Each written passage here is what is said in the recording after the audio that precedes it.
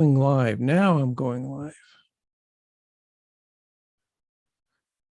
All right. Now that should be working. Hello, everyone. Can you hear me? I hope. Yes, I get a yes. Good. Okay.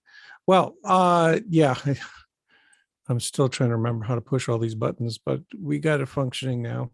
So this is my irregular, every once in a while, patron Q&A live stream sort of thing, where I invite my patrons on Patreon to say whatever they want. I see got one person here, Mark. Hi there. They didn't leave me any questions this time, so I didn't have any to talk about. So what am I going to do? Well, I thought at least until people get warmed up and start leaving me questions, that I talk about my recent transition, because one day it was August and I'm basically on vacation. And then what happens? Well, school starts. So here I am again, supposedly teaching. That's the plan at any rate. Okay, so let me just say a few things about what I was doing end of August. So end of August, there was this big event in my family. My son Conlon was being promoted to major in the Army, and he invited us all out to the ceremony. So of course we had to go. Also because we had to go see our grandson Canute, who's running around out there, and we haven't seen him in so long because we don't travel much now that we're in a pandemic. So we went out there to see them. Then my daughter Scottia decided, hey, I'll join in, and she flew out there, and we brought my other son Alaric along. So it was the whole family, the whole immediate family there. And what did we do? Well, let's see, what did we do? I will show you a few pictures. And yeah, let's see.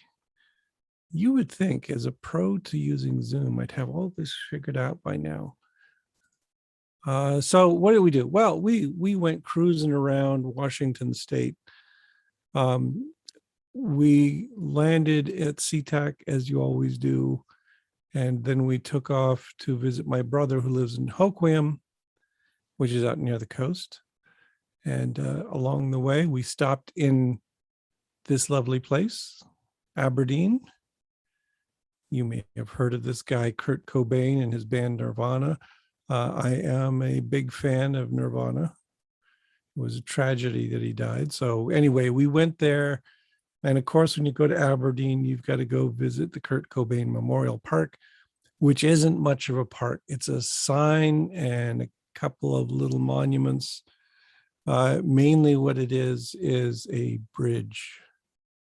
There's a bridge over the Wishkah River.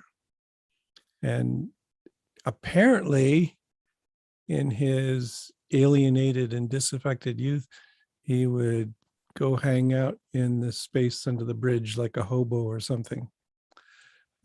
So we stopped by there. It really is the muddy Wishkah. It was very muddy and unpleasant there. I'm kind of surprised that he actually hung out in that space.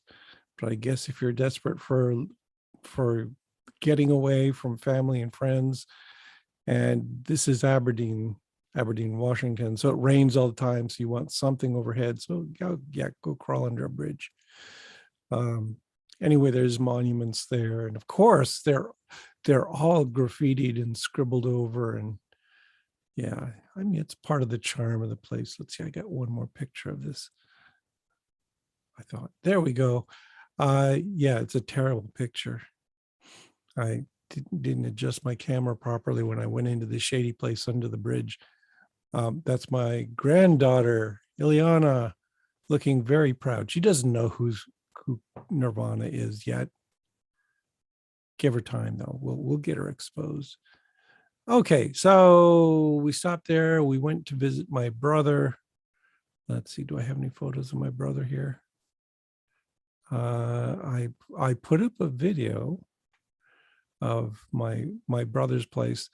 My brother lives in this nice little house out in the woods of Western Washington.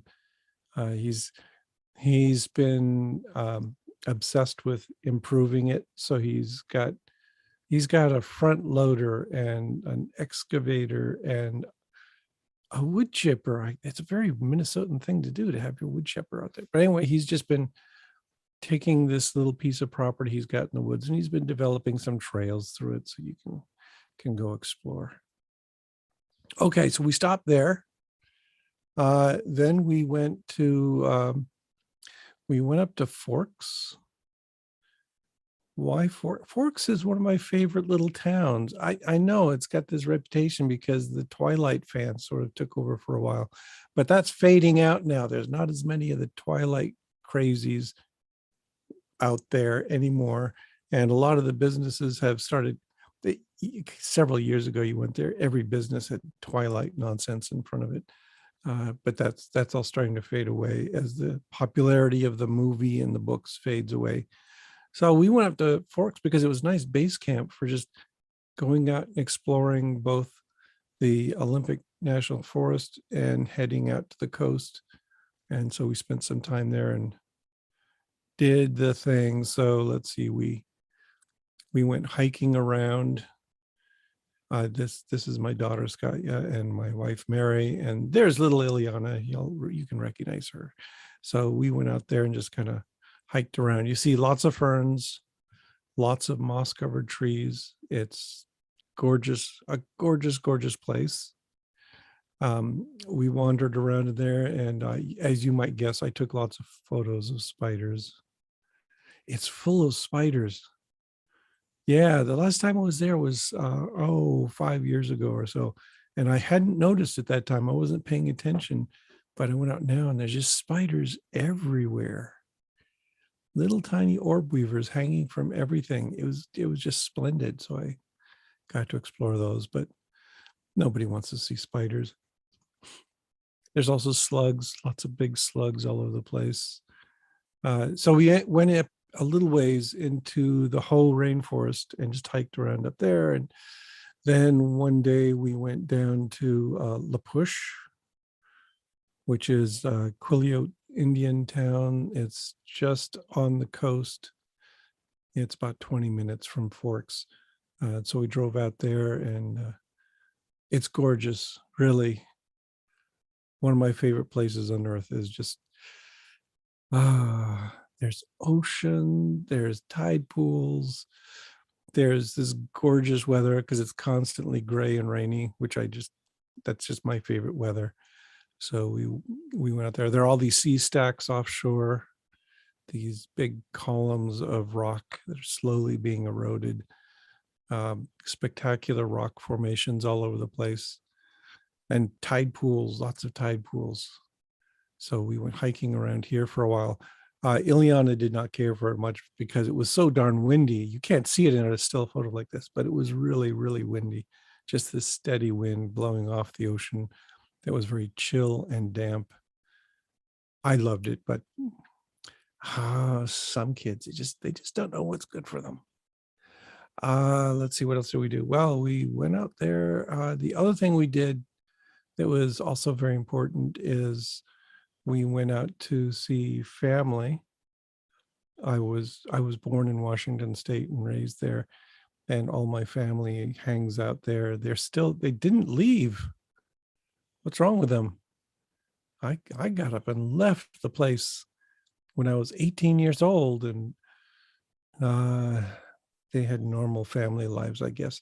So most of them are still in the same area in Auburn, Washington. I got to see a few people I hadn't seen in ages. That's my Aunt Sally. Oh, and there's my brother Jim right next to her. And we just had kind of a mini family reunion, hanging out with the old folks and also some of my cousins and brothers and sisters, and made me miss home. It was very nice. Anyway, so that's what I did. I wish I could go back. Yes, Phoenix Marine lives in Washington State. Yeah, you love the rain and the clouds. If you live there, it's just what you get used to. I grew up with it, and it's cool and it's damp, and things are always really, really green, and there's so much biology going on all around you that it's my idea of paradise. Um, Maybe someday I'll get back there again. One thing about this vacation, let me stop this sharing stuff. One thing about the vacation is it wasn't really a vacation. I would think a vacation is where you actually take time off and you go hang out somewhere that's lovely and fun to visit. And my perfect vacation would be I get a cabin down somewhere around the Washington coast, and I would stay there for at least a week. And I wouldn't drive like a madman all over to go see all the sights. I would have a nice cup of coffee in the morning, walk down to the beach. Maybe there's a small town there, and I walk along the touristy areas. Maybe occasionally going up into the hills for a day trip. That's what I want to do. No, I didn't get to do that. So because it was a short visit, I was tightly constrained. We had to kind of scoot all over the place to visit everybody and see everything. And then also, that was my first week of classes. So I had to teach classes. What kind of vacation is that? So yeah, I was teaching all my classes online while I was there, instead of doing what I should have done, which is just blow them off and go off and see things on the coast or something. Darn, I'm just too responsible. Yeah. But someday, academic life does not cooperate well with those things called vacations. In normal countries, you say, okay, August, I'm gone. I'm taking off. Don't bother me. Can't do that here. I'm constantly being bothered. Anyway, so that was my quick and dirty trip through Washington State. Uh, it was thoroughly enjoyable, but maybe a little too frantic. Yeah, especially for us old goomers who got to slow down and keep up with things. Okay, so visited the family. Then what do? I come back and immediately have to start getting ready for classes, so preparing lectures, all that sort of stuff again. So this has been my first full week of classes this past week. And I've already given out homework and they've turned it in. I got so much grading to do already. Anyway, so what am I teaching? I'm at a liberal arts university. This is not one of your upper tier research universities where your main obligation is research. My main obligation is teaching, and I teach what is called a 3-2 load. That means one semester I teach roughly 3 courses, and another semester I teach roughly 2 courses. And that's not bad. That's actually I find that to be a manageable load, but it does mean mainly what I do is teaching. I interviewed at some places where, for instance, they have a 5-5 load, 5 courses every semester. I would just die. How do you do that? And I know there are people out there who do that. I'm endlessly impressed with you. I find myself overwhelmed with this. So anyway, what am I teaching? I am teaching cell biology, and I'm teaching a course called Fundamentals of Genetics, Evolution, and Development. So cell biology is kind of our core second year course to get students into this important, little biology stuff, we call it, the stuff going on in cells and molecules. And then I'm also teaching that Fundamentals of Genetics, Evolution, and Development, which is our introductory course. When you take biology at UMM, the first thing you get is this course, which Well, we talk about what it says in the title. So right now I'm starting on evolution. I'm teaching them all about history of evolution and how evolution works. And then after we finish that, I go on to genetics, teach them how genetics works. And then finally, if all goes well and I don't get bogged down too much in all the other stuff, I'll teach them a little development. It's a fun course to teach. Uh, I teach a little differently than the faculty here. So we've got multiple faculty who can teach this course. It's introductory. We can do it. What I play with is, as I just listed there, I usually start off with evolution and then go to genetics. The other faculty, I'll start with genetics and then go to evolution. And there's a deep difference of opinion in people. Some people find that knowing the genetics first gives you the background for understanding evolution. But I feel like, no, evolution was discovered, invented, created before genetics, that Darwin did it without genetics. So I've kind of favor the historical approach. So I go with evolution first. So this week, for instance, I'm talking about Darwin. It's going to be great fun. Anyway, that, and then the other things, I said it was a 3-2 load. This is my heavy semester. So it's more than 2 courses. Those are my 2 main responsibilities, but I also teach a course called Biological Communications, which is sort of independent study. I've got 5 students under my wing, and they're all writing 10 to 15 page papers over the course of the semester. So I teach them how to do that and help them with that. And then also, because I am a fool, I also took another student under my wing to teach her neuroscience. Oh yeah, she asked me so nicely. The reason for that is this is actually a little gripe I have. I was hired to come here to teach developmental biology, and my secondary stat, the one that also got them interested, was neuroscience, because those are the 2 main things I've studied over the years. And it's like, because it's a small place and you gotta teach so many different things, I slowly got incorporated into these core courses. Maybe it's because I'm an old, boring guy. I don't know. But anyway, I got incorporated in these other courses that take up all my time. So my main courses are cell biology in the fall and genetics in the spring. And my development and neuroscience courses got shoved off to the side. They're still on the catalog, but I never had the free time to teach them. So I had a student who asked me, would I be willing to teach it to her? And so, yeah, okay, I'm doing that. So I'm basically teaching a 1-person course in basic neurobiology, because I want to learn something from this too. As long as I'm teaching 1 person, I would rather teach something that expands my brain a little bit. So it's more of a neuroethology course. So we're doing behavior and neuroscience and cool stuff like that. So I've got to expand things a little bit, and I'm doing new stuff. Also, because it's a 1-person course, I can tell her, you get to tell things to me this time. Go read this chapter and explain it to me. So, that's good experience for a student.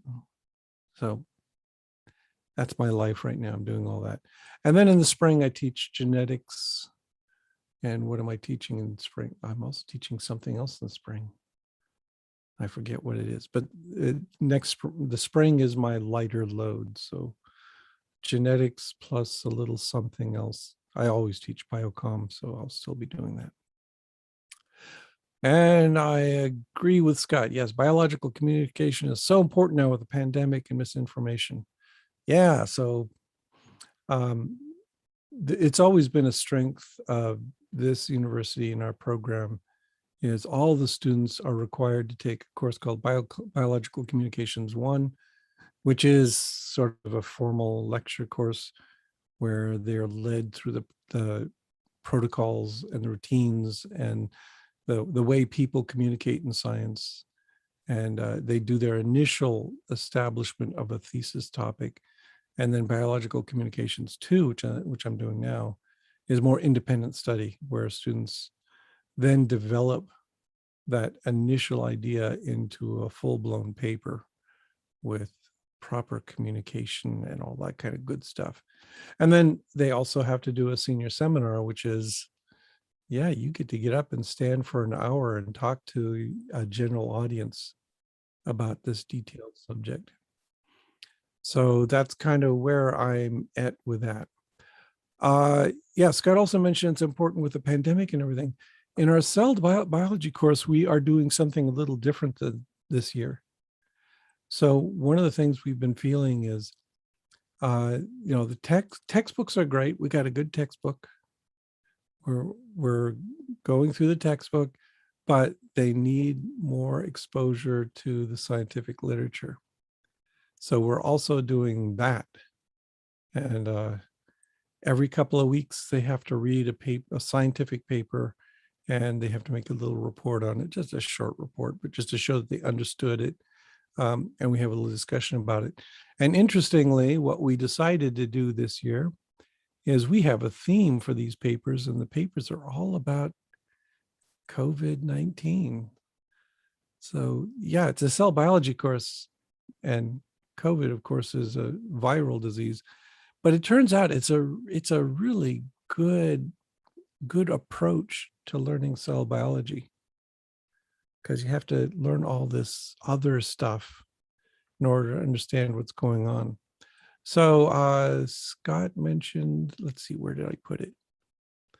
I'm looking for, Scott mentioned he posted this paper. It's a pretty good paper. Let's see. Oh, where did I put the thing? Oh, I've got so many SARS-CoV-2 papers on my desktop right now. Who knows? Well, I'll start here. So this is the first paper that we talked about. We've already covered this one. It's a pretty good paper. It's from Nature. It's talking about the virus and how it infects cells. It goes through all the basics. And I mean, like this figure right here. Oh yeah, this is what the whole thing in cell biology is about. Here it is, a virus, and it's taking advantage of all these typical features of a eukaryotic cell in order to promote its assimilation and expansion. So yeah, so we've done that. Scott posted a link to an article on Pharyngula that was all about, what was it all about? It was about why you don't have to worry about the virus taking over your cells, and how there's all this misinformation out there about what the virus can do and what the vaccine does and how it takes over. And yeah, it's all garbage. The virus can't do the vaccine cannot do that. It's just a stripped down mRNA virus, or in the other ones, there's a DNA virus, and there's or DNA vaccine. There's all these variations, and they're nothing to worry about. We are not going to turn people into mutants. Yeah.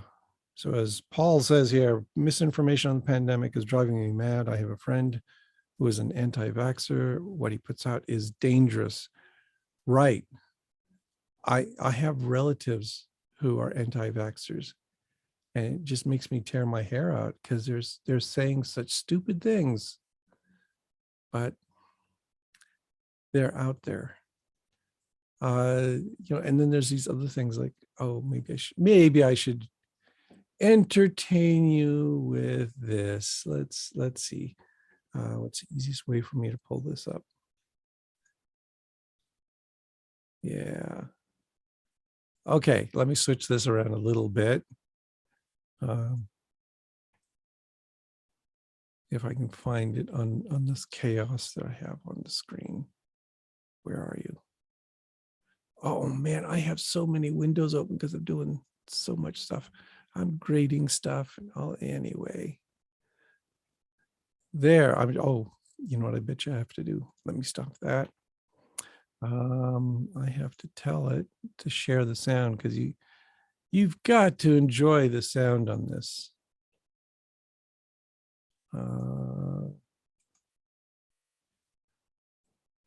Let's see if I can find, no, I don't know. Well, and maybe what I'll do is I'll just include a link because nobody wants to see this goofball babbling away. Anyway, oh, there it is. I can share the sound. This might break your eardrums. Anyway, Alex Overhead Jones. shot, please. You know what this is? This is ivermectin for humans that won a Nobel Prize as an antiviral. And this is inhalable, or these are the tablets, steroids. So let me show you. I was going to do this anyways earlier. See this? See this, Fauci? You see this, Bill Gates? I'm going to kill those prions, you bastard murderers. You're going to hit me with a bioweapon, you monster. Prions. You want to suppress me? You want to kill me, you son of a bitch? You goddamn demon? You think I'm easy to kill? Oh. Think I'm going to roll over to your crap? And he just gets wilder after he takes his medication. And Joe Rogan kicked your murdering ass too. You'd love to bury him too, you little. They're both so dumb. They're both going to be dead. Yeah, that badass listeners. And you sit around and laugh at us? Medical doctors gave that to me. It is incredible. It helped my family. It helped me. It helped everybody. Planet for himself. And he wants you dead. Well, guess what, Fauci? We ain't rolling over and dying so easily. You. Okay, was that enough? That was enough. Yeah. This is what we have to deal with, is all this crazy stuff out there, and it's driving me crazy too. It's just absurd what kind of misinformation is being spread out there. So let's see. Oh yeah, what else was I going to mention? Let me get back. Come back. There's that. And oh, I'll tell you, the thing I should do next time I do this is clear out my windows. Yeah. Yes, there are no, these aren't prions. This is a virus, not a prion. Anyway, yeah, so we have to deal with this. You know, I read this interesting article the other day. Who was it by? It was by someone who had a proposal that I kind of agreed with and simultaneously disagreed with. Let me see if I can find it here. Yeah, anyway, basically what this guy was saying was, you know, about the crazies who have now banned abortion in Texas. And he was saying, wow, that's an interesting approach, to marshal all your loons to go out and report anyone who might, you know, take advantage of a health service like that. And he was saying, man, well, maybe we should turn around and do the same thing to them, and, you know, report people who sell guns, for instance, and sue them. I don't entirely agree with that. I mean, I sympathize with the sentiment. I find it infuriating that the worst people in this country are defining the policies of this country. But I don't think it helps things to take half the country who is dementedly trying to harm the other half, and then turn around and have the half that's being harmed do the same thing and torment the other side. It's just the entire country harassing each other and causing each other pain. And I don't think that's gonna get us done. On the other hand, of course, I sure wish the Democrats would do something more than sit back and say, oh, we're helpless because of Joe Manchin or the Supreme Court or whatever. That bugs me too. Yeah, which is really irritating.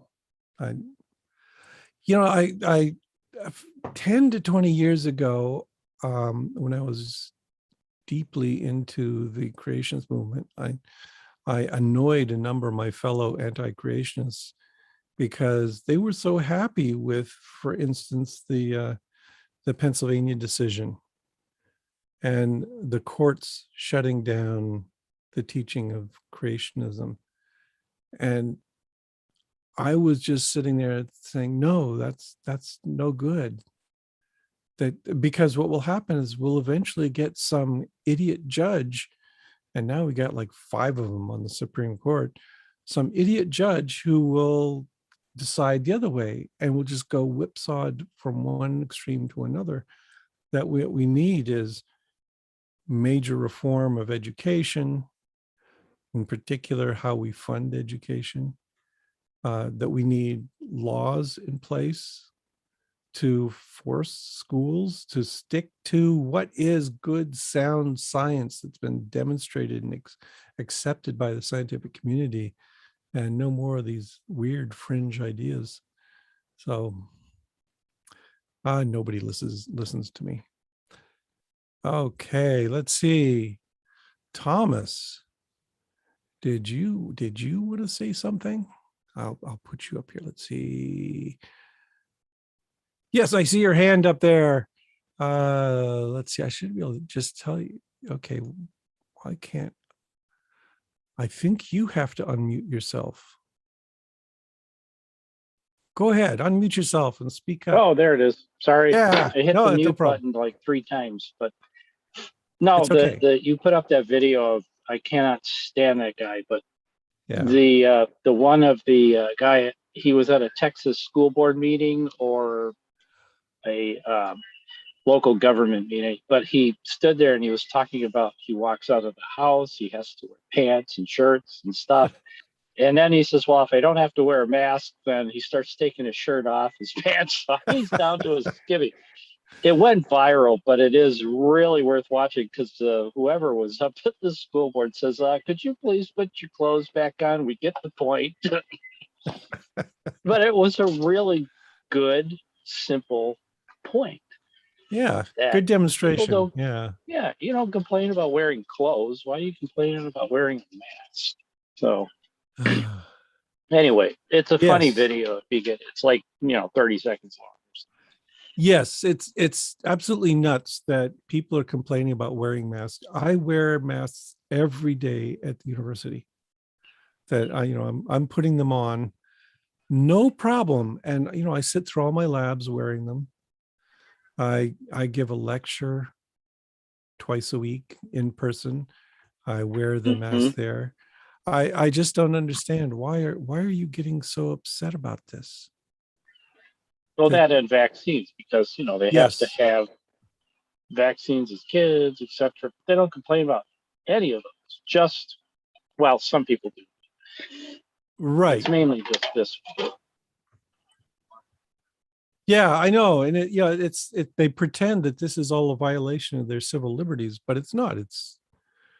It's good, sensible behavior. You should do things like wear pants when you're out in public, right? Sure, wear pants, wear a mask, especially now. And at the same time, these are the people who go down to the coffee shop wearing an AK and armed to the teeth. And I feel like that's what's hurting the rest of us. I'm far more worried about that than the loss of freedom from having to put on a little cloth mask. Write those people's names down in a report. Yes. Sorry, I had to go back to that. Right. And like in Texas, I should sue them. Yes, you have terrified me with your guns. Oh, yeah. So, yeah. And it is interesting that people that complain about a police state are the ones that are creating a police state. A self-policing state. Yes, what's also ironic about that is they're the ones causing these problems, and they turn around and blame the left for everything. David Silverman, that infamous atheist, was on Twitter, and I saw he did this really weird thing where he wagged his finger at the leftists about the loss of abortion rights in Texas and said, this is all your fault. You did it. And I just don't understand. No, the left has been consistent in fighting for choice, for abortion rights.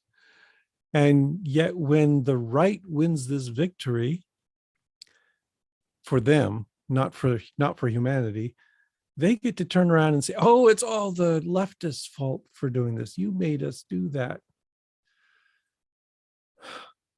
Yeah. If you view a lot of these vocal people primarily on the right, but as 5-year-olds, it starts to make sense. Oh, you think 5-year-old, I've got a almost 3-year-old granddaughter and she wears a mask everywhere outside. So clearly we're going to have to aim for something like a 1 or 2-year-old for our comparison. That's true. Yeah. Yeah. Let's see. Okay. A comment here. I like watching military folks whining about masks. Oh, that's interesting. Because, I was just on this big military base in Washington State and everybody was wearing masks there. I did not see a single complaint. Of course, their commanding officers wearing them and telling them, you have to wear this. It's an order. And I haven't seen many veterans, veterans maybe, the people who are, the Yal Qaeda types who've left the military and are now bragging about it and walking around wearing guns. But the active military, no, they're very commonsensical about it, which makes sense. They have to put up with much, much more onerous sorts of things. So a mask is just lightweight, trivial stuff. Okay, Scott mentions Penn Jillette seems to have flipped on libertarianism because of COVID. I don't pay any attention to Penn Jillette. I have no idea what he's been up to or why I should care about him. What has he changed on? He used to be such a hardcore libertarian. Yeah, one of his shows he actually talked about smoking, and smoking bans are against people's freedom. So yeah, he was that kind. Are you saying he's changed? Because come back to me, Scott. Tell me if he's changed. That would be nice to know. Okay, Phoenix Marine is a veteran. Yeah, okay, good for you. I'm not a veteran. Never served. Never tried it. But like I said, my middle son is a major in the Army now, so I better be appreciative. The other thing I should mention, I learned two things from having a son in the Army. One is the Army is far more diverse than even the most liberal university. I walk around on an Army base and it's just like, this is a slice of America, unlike universities. Even my fairly tolerant, open university that encourages diversity, no, it doesn't look anywhere anything like a military base. We are not a truly representative of that. The other thing is, of course, my son he's in the Signal Corps, and whenever we have a crisis, we have a military that gets mobilized immediately, not to go shoot people, which is great, but to coordinate and bring things together. So my son has been involved in planning and organization for the Afghanistan refugees coming into the country. There was some concern that you'd have to fly off to the East Coast to do that, but now he's doing it from the base in Washington. So yeah, when last year or the year before, he was all involved in working with the Gulf people because, all the usual storms that come blowing in, carrying out all kinds of disastrous things on the population. Who do you get to come in? Well, it's National Guard and the Army, because they're easily mobilized for this sort of thing. Let's see some more of the comments here. Personally, I blame the fetuses, bloody lefty woke schooled embryos. Yeah, those darn fetuses. They're this big. They have no brain, but they got a little fluttering muscle in their chest that they call a heart. So yeah, we got to pay attention to them. Okay, the Pentagon has said that every active duty folk must be fully vaccinated within 90 days. Yeah, and I've see them happily obliging. I'm sure there's wingnuts in the Army as well, but my son was fully vaccinated long ahead of time. They got that first. Let's okay. Phoenix Marine's neighbor is active duty and will not get his second shot. I think he'll get booted out for refusal. Why doesn't he want the shot? Nobody dies of the shot. Sometimes there's complications, but they're really rare. Okay. Let's see. Oh boy, a creation that shows up. Angelo Grasso. I should just kick you out because you're an idiot. I'm sorry. So he asked the question, what evolved first, ATP synthase or the proton gradient? And obviously, the proton gradient.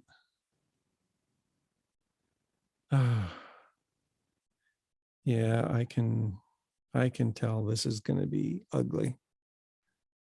Then he immediately jumps to another question. What came first, the ribosome or the genetic code?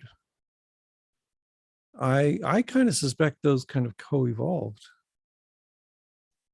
Yeah, I mean, there's some really interesting correlations in the structure of the genetic code that it's associated with things like, the particular codon sequence for an amino acid is actually seems to have as a dinucleotide has some activity in promoting that particular amino acids in synthesis. So there's some idea that, hey, maybe the genetic code, very roughly defined, came first. But then, of course, there was continuous refinement as the ribosome evolved. Also, of course, the ribosome is not just a protein. It's RNA plus a protein. It's a ribozyme.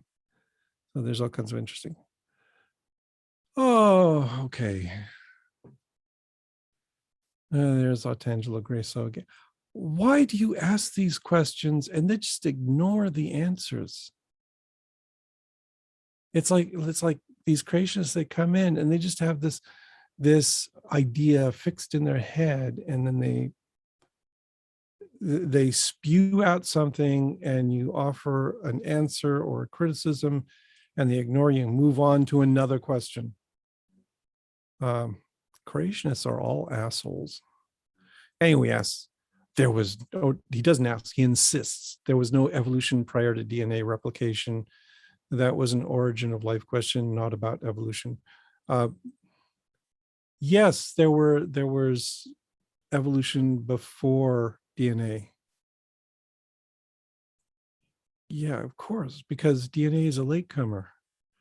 Before DNA, that we had a RNA dependent cell.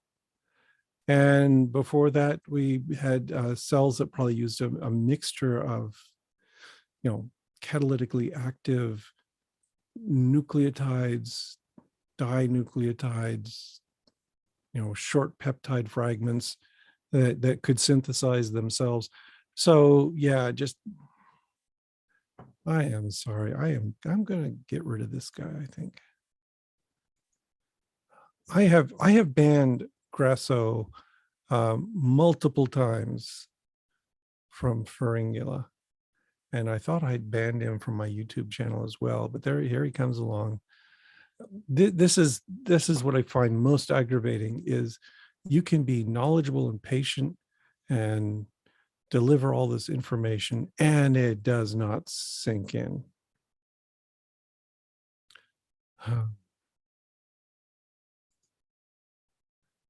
Okay. So yes, no, did molecules have the urge to select things? No.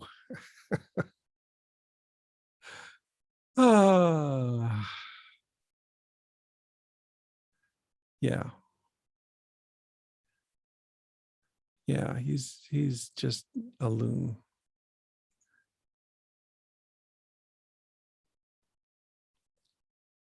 Yeah, not all of them are assholes. Some of them are dipshits. Yeah, there's a whole range of classifications we can apply to creationists. So I agree with that. It's a complex mix of lunacy and stupidity and all this other stuff. Okay, does anybody have anything else intelligent to say? Scott says, from watching war movies, battlefield ethic is fighting for the person next to you. That's a good notion for the pandemic too. Hey, that's a good point. Yeah. You're not supposed to get out there in the military and die for something, for some abstract cause. You're there to support your fellow man out there in a cooperative struggle that involves sometimes killing the other guy. But that's a good point. That's the way the pandemic works as well, is we've got to work together. And we've got selfish libertarian types that refuse to. PC, Yes. I wasn't entirely sure how to send a question, but I sent it to your Gmail along with a picture you might find really amusing about my Oh. dog getting a COVID. Oh, really? Yeah, well, it was actually a joke, Oh, but yeah. I was Okay. curious to find out how many people would take it seriously. Yeah, let's see. Is there a quick and easy way I'll share this? Yeah, if you've ever heard of panoramic fails, you can Yeah. find a bazillion pictures online like that. Some Oh, are yeah. funny, some are terrifying. Yes, I have made 16-legged spiders and things like that. Yeah, Yeah. yeah. The caption was, "My dog got the COVID-19 shot and may have had a reaction." Right. That would be a really interesting reaction, actually. Yeah, and I bet you Developmental. it'd be on Fox News in a heartbeat. Yeah. Yeah, with my spider photography, I'm often doing image stacking, because you got these gigantic apertures and really narrow focus, so you got to do a little stacking.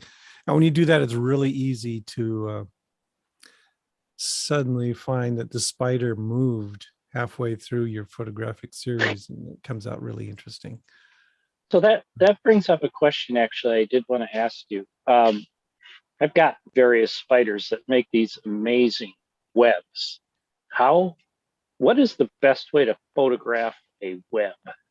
I mean, do you spray it with something? Do you use Yes. special camera? Do I have mine here? Oh, I don't have it right here, but yeah, for watering spiders, I use a little atomizer. They're Oh, cheap. okay. Yeah, Yeah, I've got some. and they were like a couple bucks. That was it. Mm-hmm. And I just fill it up with DI water and go out there and spritz.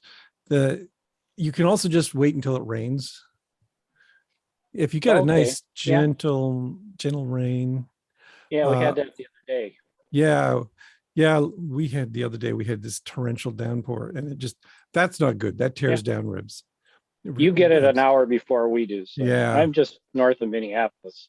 right. Yeah, so I just go out with a little atomizer and do that. The other thing you can do is go out at around 6 or 7 a.m. Mm-hmm. and you get the dew, and that always looks pretty nice. And of course, the other advantage is that when you do that, you get the morning light, that Mm-hmm. that perfect light coming through. And yeah, so that's good for webs. My problem with webs is if I use a macro lens and you use a wide open f-stop, you got such a narrow domain of focus. Even a perfect sheet web is, you got to get so perfectly aligned to get the whole thing in focus at once, or you do a bunch of focus stacking. Yeah. Okay, let's see. Interesting. Thank you. Oh, sure. Yeah. Oh, Okay. I timed him out. There he, but Tangelo is back again. Let's see. How do I? Okay, I guess it's hide user. Does that do it? Good. Okay, I guess he's gone now. Anyway, oh, he used another account. That jerk. Oh. Anyway, he made a comment how apparently I know more than the experts about the origin of the genetic code. And no, I don't. I am relying on the opinion of experts. I read papers on this stuff. And what I said about the origin of the genetic code is being, kind of co-evolving with ribosomes and also arising from some catalytic activity. Oh man, he's back. All right, another one gone. I've lost patience over the years. That it took me like 20 years to figure this out, but creationists don't learn. They are not interested in learning. They just show up to make noise and promote their obscure, idiotic point of view. Yeah, really obnoxious behavior. And this is another thing. It's just do not change your pseudonyms or your accounts to try and get around when somebody tells you to go away. That's just rude. Just go away. That's always been my policy. I've occasionally been banned from creationist sites, and all they got to do is say, go away, we're banning you, and I'm gone. I don't come back. It's not a problem. Okay. Let's see some other points here. Oh yeah, somebody likes my mug. It's from Washington. I got this several years ago, and yeah, there's orcas on it. And apparently there's an orca in a particular pod that is dying right now. Oh, did you get this from David Nywert? There's a guy who writes on, what is it called? One of those websites. Anyway, David Nywert does some really good stuff. He writes about right-wing nationalism, all this kind of thing, but he also is a great lover of the orcas. He's got a blog called Orcinus. You get the idea. Yeah, and I think he wrote a while back about the orca that is dying right now. There's an older orca that's out there, and I read that, and it was just sort of disturbing to me because I followed the orca pods in Puget Sound and the Strait of Juan de Fuca and all that in the 1970s and 80s. Yeah, it's been a while. And this particular orca was born after I left, so I never knew them. But yeah, they're dying. There's also been a real struggle there because the orca pods in Puget Sound historically have relied on the salmon runs. And of course, humans have depleted the salmon runs. And there have been a new set of whales that have been moving in sporadically who've been thriving on seals instead. So, yeah, things change. Okay, let's see. Yeah, pollution, overfishing, it's killing the orcas. It's just terrible. And the dams as well that have really choked off the salmon runs. I've noticed over the years that more and more of the dams have been getting blown up and removed. So I know there was some in the Olympic Peninsula that had been removed, restoring those runs, which is really nice to see. Yeah. Let's see, somebody else had another comment here. Do I have recommendations on any popular science biology books that came out in the last 2 years? Are you working on any book yourself? Recommendations, Carl Zimmer's got some that have come out just recently that are really good. His book on genetics might be a little older than that, but it's terrific. Neil Shubin, he's working on a new book. I just heard about that, which sounds great. So there's going to be a new Shubin book coming out.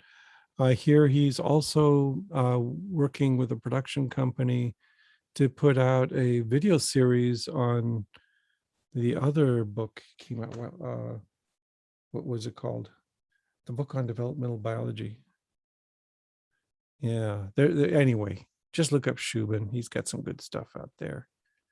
I'm personally, I'm not working on a book right now. Like I said, I'm teaching and yeah, this whole COVID thing has just disrupted my schedule so much. Oh, he's back with another pseudonym. What? It's just astonishing.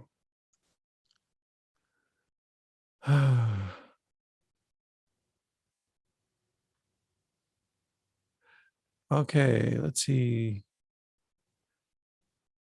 He's been disposed of again, so that's 3 that I've deleted so far. So a comment here. Why haven't you commented on Sam Harris bringing back the debunked bell curve? Oh, I have. He's been at it for a while. That came out several years ago, and I wrote about it then. Yeah, but it's you debunk it. Sam Harris is like the creationists. You can debunk him, criticize him, show that he's full of crap, and he doesn't care. He just slides right on past, keeps repeating the same nonsense over and over again. So no, I haven't done it recently. Has he been doing it again? Should I be surprised? No, the alt-right, that's one of their things. Okay. Let's see. So Lorian mentions, 2 dams on the Elwha River have been removed. That's, I heard about that. That's been like the last 10 years, right? So it's been a while. And the dying orca is J56, born in May 2019. Yeah, I don't know any of the orcas born after about 1980.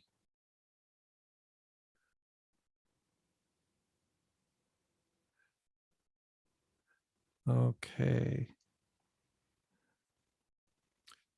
Let's see. Orcapods learn to exploit tonic immobility in rays and sharks. Yeah, they got big brains. They're smart. Orcas are brilliant animals, so that doesn't surprise me. Okay, we are coming up on the noon hour. That's when I should let you guys all go. I will just remind you that there will be I'll be on another one of these at 4:00 my time. So 4 hours from now. Free Thought Blogs is having their little podcast sort of thing. So that'll be up. I'm not going to be the dominant voice there. We're going to let other people talk. So Abby is going to be in charge. So tune in for that. I might say a few things. We'll see. Abby said we should try to think of positive things to talk about.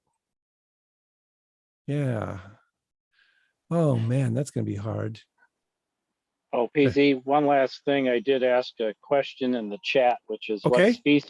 what species of spider could be introduced to the ISS that would consume the occupants and take over? It's a sci-fi plot. Yeah. Okay. That's an interesting plot. We'd have. There aren't any spiders that live on people. Yeah, I didn't think so.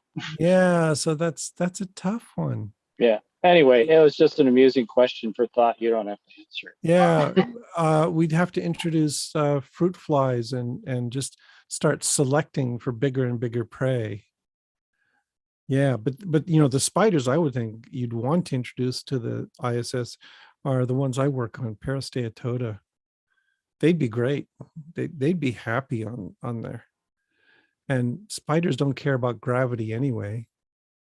So Yeah, let's send up some spiders. Actually, the ISS I approve of. I would rather we infested all of Elon Musk's projects. Yeah, let's hit those up, and Bezos's projects and Virgin Galactic and all that. Yeah, let's fill them up with spiders. I'm all for that. Okay. Oh, mites. Mites would be interesting. Yeah, mites are nasty. Ticks and mites. They're arachnids too, but they're the black sheep of the family. We'd rather not talk about them. They're just bad, really nasty, but really sophisticated life cycles and doing some interesting things. Yeah, every time I go out into the woods looking for spiders and I lie down in the meadow, to get a close up look, I get covered with ticks and mites. I hate it. Okay. Are cosmic rays okay for spiders? No, they're not. They'll mutate more, but maybe that's an advantage. You put those spiders up there in space, they get more radiation, and they start mutating, and we get more forms, and we eventually work ourselves up to spiders that eat billionaires. Well, we work our way up to a Netflix series. Oh, yeah. Clearly, Netflix doesn't care about science or reality. So you and me, we'll get together. We'll write a script. Yeah, that works. Okay, on that note, I am going to depart and say thank you all for showing up. And I'll probably do this again in about 2 weeks. And like I said, Free Thought Blogs is doing a podcast on YouTube this afternoon. So tune in for that. So thanks all. It's been fun. And we will talk to you all later.